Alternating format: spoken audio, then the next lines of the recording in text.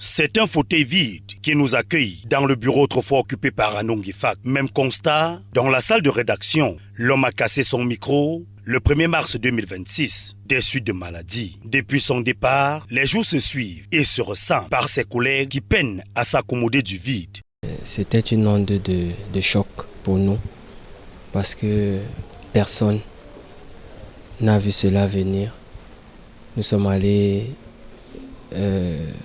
rendre visite à Arnaud pendant qu'il était alité.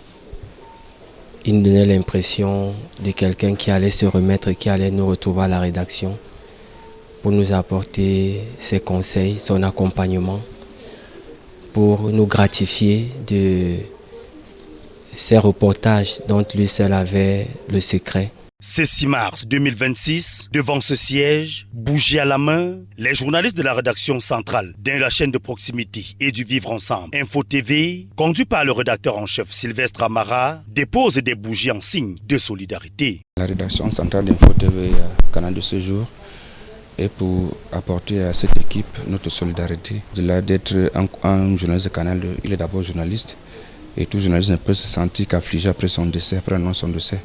Surtout qu'il part à la fleur de l'âge. Décédé le 1er mars, le souvenir d'Arnaud Ngefak reste présent auprès des siens. Ses collègues peinent à contenir les larmes. Il y a une de nos collègues qui, en écrivant son chapeau, a lancé son chapeau au lieu de mettre son propre nom. Elle a dit reportage de Arnaud Ngefak.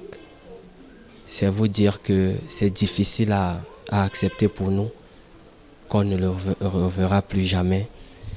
C'est très triste. La présence des journalistes d'Info TV au siège de la chaîne verte, au quartier Toudi, dans le 1er arrondissement de Yaoundé, est une preuve qu'Arnaud Ngefak occupe une place de choix au sein de la corporation. Il avait encore tellement de choses à donner, non seulement pour cette maison, mais également à notre corporation.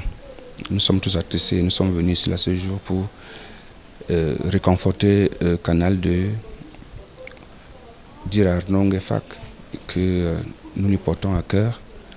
Surtout qu'il a été quelqu'un qui aimait le travail bien fait, quelqu'un de suffisamment appliqué et soigné, rigoureux, professionnel jusqu'au bout et très vivable.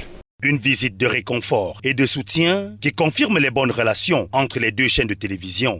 À vous d'Info TV qui êtes venus ici, nous ne pouvons que vous dire merci parce que c'est dans ce genre de situation qu'on se rend compte que la situation, nous la partageons avec vous et là le fardeau est moins lourd à porter.